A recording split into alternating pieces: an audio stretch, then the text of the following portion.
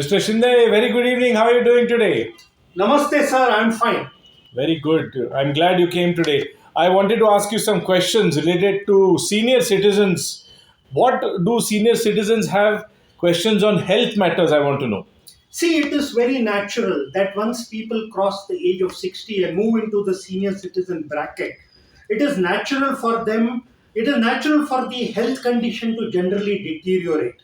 Generally, you see senior citizens talk about cardiac problems, BP, sugar, knee pain, arthritis. These are chronic problems which cause a lot of difficulty and inconvenience to various senior citizens. And then it becomes a little difficult for them to tolerate that at that particular age. Therefore, they come to me to ask about, if they can manage those health conditions and what is the longevity of that of those health conditions. And health problems can be of various kinds. It can also be paralysis, it can also be cancer, and whatever you can think about. True. And what questions do senior citizens have about their children, providing them basic health care and physical care? There are various issues here. There are some senior citizens who come and say that their children are not contributing financially to their well-being and health care as such. That is one thing. There are many cases where senior citizens come and say that their children are contributing financially to the improvement of the healthcare facilities, but they are not there to exactly come and take care of them. So this is one another situation that they particularly face. Yes. And one more thing, what happens before you move to the next question? Sometimes they have children who are employed elsewhere or studying far away. It becomes very difficult for the children to come, be with their parents and provide them that adequate health care. What about the children providing emotional care and companionship?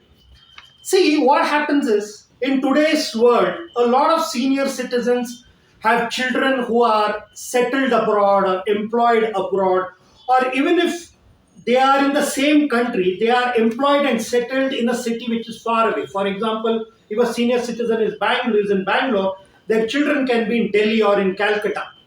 Now, what happens is that distance, if the children are far away, can really cause them some kind of an emotional,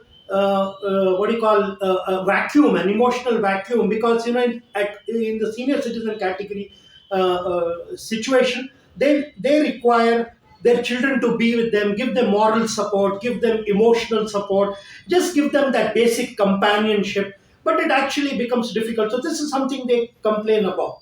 Do they talk about their conflicts with children in any way?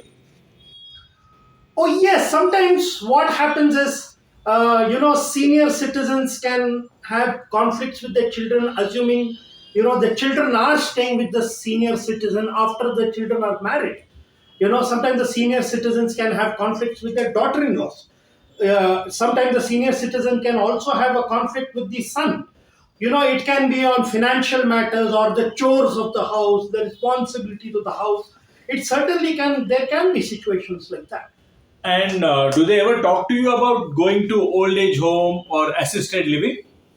Yes, a lot of senior citizens come and ask me this about going to old age home or assisted living, for the very simple reason that a lot of them have children who are employed or settled abroad. It actually becomes very difficult for them to shift from India to a country like US or UK. It is not easy for senior citizens to go and stay with their children in US, UK, Canada. And many a times what happens, they have children in the same city but living far away in the same city. And the children are so very busy with with their spouses, with their family, their children, that their sons or daughters actually don't have the space and the energy to look after their parents.